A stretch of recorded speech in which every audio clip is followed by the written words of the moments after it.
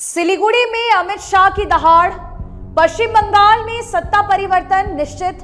आज आपको कहकर जाता हूं, माताओं भाइयों बहनों, 2026 का वर्ष बंगाल के लिए परिवर्तन का वर्ष साबित होने वाला है। परिवर्तन का गोरखा भाइयों पर सैकड़ों केस दर्ज कर उनके साथ चर्चा करने की जगह उनको परेशान किया जाता है।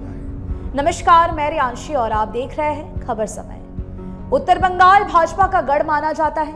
भारतीय जनता पार्टी की कोशिश है कि उत्तर बंगाल में भाजपा और ज्यादा मजबूती के साथ खड़ी हो, क्योंकि पार्टी को लगता है कि राज्य में सत्ता परिवर्तन के लिए उत्तर बंगाल निर्णायक भूमिका निभाएगा। इसी को ध्यान में रखते हुए आज अमित शाह ने कार्यकर्ता सम्मेलन में टीएमसी सरकार को विभिन्न मोर्चों पर घेरा।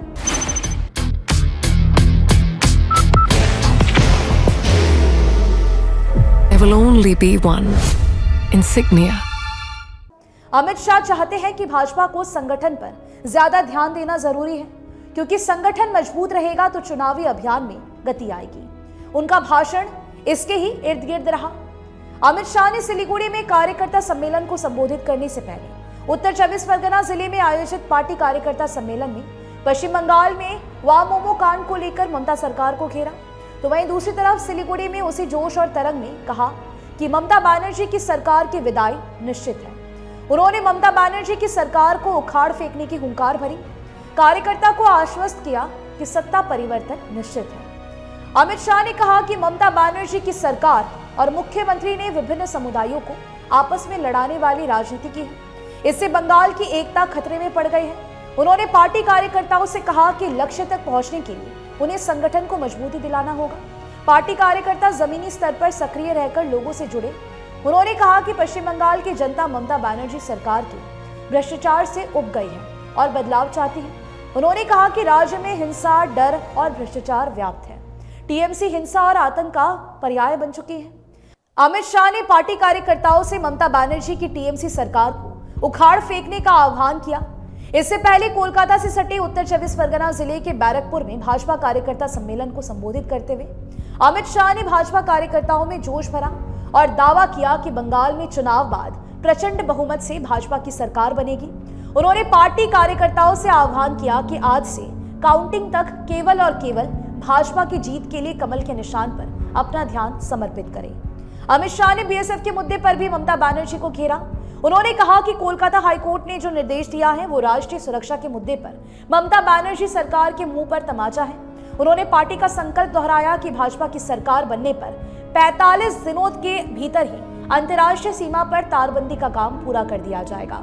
अमित शाह ने यह भी कहा कि ममता बनर्जी मेरा मजाक उड़ा रही थी। उन्होंने कहा कि जब प्रभु श्री राम ने राम सेतु बनाया तब रावण ऐसा ही मानता था कि उसे कोई हरा नहीं सकता है। उन्होंने कहा कि 2014 में हमें बंगाल में सिर्फ 2 लोकसभा सीटें मिली थी। 2019 के लोकसभा चुनाव में हम 41% और 18 सीट जीते। उन्होंने मतुआ समुदाय को भी आश्वस्त किया और कहा कि उन्हें किसी से भी डरने की जरूरत नहीं है। कोलकाता में भीषण अग्निकांड की घटना को लेकर उन्होंने ममता बनर्जी की सरकार को घेरा और कहा कि आनंदपुर मोमो फैक्ट्री के मालिक को अब तक गिरफ्तार क्यों नहीं किया गया। बाहर की भागदौड़ अब नहीं तोड़ेगा आपके घर का सुकून। SBM गोल्ड UPVC विंडोज, आपके घर का सुकून। उन्होंने पार्टी नेताओं से जनसंपर्क बढ़ाने का आग्रह भी किया। इसके साथ ही चुनाव की रणनीति को लेकर पार्टी कार्यकर्ताओं से विस्तार से चर्चा की। कोलकाता के बाद केंद्रीय गृह मंत्री अमित शाह ने सिलीगुड़ी, गोसाईपुर में उत्तर बंगाल के विभिन्न जिलों से आए भाजपा कार्यकर्ताओं और नेताओं को संबोधित किया। अमित शाह दोपहर 3:10 पर एक विशेष विमान से बागडोगरा वायुसेना स्टेशन के अल्फा जोन में पहुंचे। उसके बाद सुरक्षा दस्तों के साथ वे गोसाईपुर स्थित एयरपोर्ट प्राधिकरण मैदान में आयोजित सभास्थल में पहुंचे। कार्यकर्ता सभास्थल पर सुरक्षा के व्यापक इंतजाम थे। यहां आने वाले पहाड़, तराई व डुअर्स के भाजपा कार्यकर्ताओं को पहचान पत्र दिया गया था। उसे चेक करने के बाद ही उनकी एंट्री हुई थी। इस कार्यकर्ता सम्मेलन में सिलीगुड़ी समेत पूरे प्रदेश के भाजपा नेता और कार्यकर्ता उपस्थित थे। इन नेताओं में राजू बिष्ट, शुभेंदु अधिकारी, शमीक भट्टाचार्य, सिलीगुड़ी के विधायक शंकर घोष, उत्तर बंगाल के सभी जिलों के विधायक और बड़ी संख्या में भाजपा कार्यकर्ता उपस्थित हुए। पहाड़ से भी भारी संख्या में भाजपा कार्यकर्ता सभास्थल में पहुंचे। अमित शाह ने अपने भाषण में भाजपा कार्यकर्ताओं में जोश फूंक दिया। मैं बेझिझक कह सकता हूं कि बंगाल की ममता सरकार से ज्यादा भ्रष्ट सरकार इस देश में एक भी नहीं। और ममता दीदी कहती है भ्रष्टाचार नहीं है। ममता दीदी, आपने भ्रष्टाचार को इंस्टीट्यूशनलाइज किया है, संस्थागत करने का काम किया। आपकी आंखों पर भतीजा के प्यार का मोतियाबिंब लग गया है। आपको भ्रष्टाचार नहीं दिखाई पड़ता। मैं थोड़ा बता देता हूं। कैश फॉर क्वेरी घोटाला आपके शासन में हुआ। शिक्षक भर्ती घोटाला आपके शासन में हुआ। एसएससी घोटाला आपके शासन में हुआ। नगरपालिका भर्ती घोटाला आपके शासन में हुआ। गाय तस्करी का घोटाला आपके शासन में हुआ। राशन का घोटाला आपके शासन में हुआ। मनरेगा घोटाला आपके शासन में हुआ। पीएम आवास का घोटाला आपके शासन में हुआ। 10 लाख करोड़ के घपले, घोटाले, भ्रष्टाचार आपकी सरकार करती है। और आप कह रही हो कि भ्रष्टाचार नहीं है। बंकिम चंद्र जी बंगाल के थे। एक महान उपलब्धि है इनकी। तब उसने कहा हमारी वो घुसपैठिया वोट बैंक वंदे मातरम से नाराज है, इसलिए हम विरोध कर रहे हैं। अरे शर्म करो ममता, शर्म करो। वोट बैंक के लिए वंदे मातरम का विरोध कर रही हो। बंगाल की जनता आपको माफ नहीं करेगी।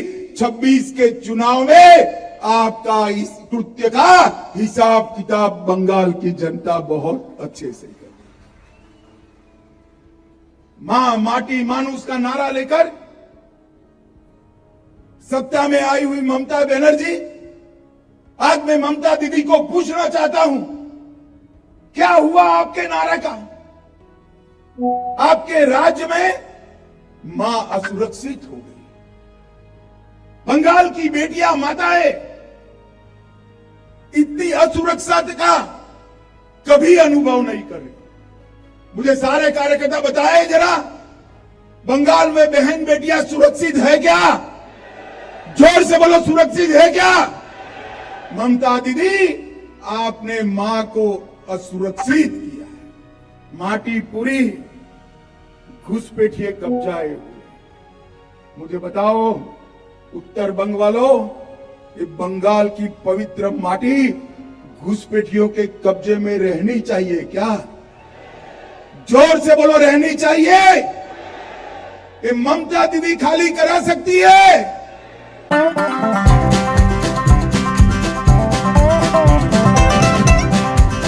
ड्रीमलैंड अम्यूजमेंट पार्क नियर फुलबाड़ी बैरेज, सिलीगुड़ी।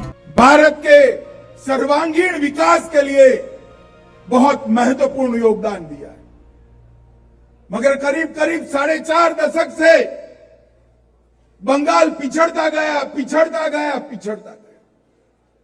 पहले कम्युनिस्ट पार्टी, इन्होंने बंगाल को पीछे ला जाने में कोई कसर नहीं छोड़ी। और फिर ममता जी आई, उन्होंने मां माटी मानुष का नारा दिया। और आज मैं विश्वास के साथ कह सकता हूं, ममता दीदी, आपसे तो वो कम्युनिस्ट अच्छे थे, आपने तो पूरा बंटाधार कर दिया। पूरे प्रदेश में गोरखाओं को बंगाली के साथ लड़ाया, आदिवासियों को कुड़मी के साथ लड़ाया, राजवंशी को आदिवासी और बंगाली के साथ लड़ाया। अंदर अंदर झगड़ा करने के अलावे आपने कुछ नहीं किया और बंगाल की एकता को तहस नहस कर दिया। मैं आज इस उत्तर बंग की भूमि पर कहकर जाता हूं कि ममता दीदी, आपका समय समाप्त हो गया है। और अब पर ऐसा नहीं है भाई कि सिर्फ बाढ़ बनाने की भूमि नहीं दे रहे हैं। आप मुझे बताओ, उत्तर बंग में एम्स बनना चाहिए या नहीं बनना चाहिए? अरे जोर से बोलो, बनना चाहिए या नहीं बनना चाहिए? एम्स की भूमि ममता बनर्जी रोक कर बैठी। बागडोगरा का नया एयरपोर्ट ममता बनर्जी रोक कर बैठी है और रेलवे के प्रोजेक्ट ममता बनर्जी रोक कर बैठी है। और मोदी जी ने चाय बागान के लिए जो सारी चीजें करी, असम में तो उसका इम्प्लीमेंटेशन हो गया, बंगाल के चाय बागान वालों को कोई फायदा नहीं हुआ, क्योंकि ममता बनर्जी उनको भूमि की मालिकी देने की जगह माचिस बॉक्स जैसा घर देना चाहती है। मैं आज कहकर जाता हूं, असम की तर्ज पर बंगाल में भी हम पुश्तैनी चाय बागान के श्रमिकों को उनकी भूमि का अधिकार देने का काम भारतीय जनता पार्टी करेगी। चाय बागानों का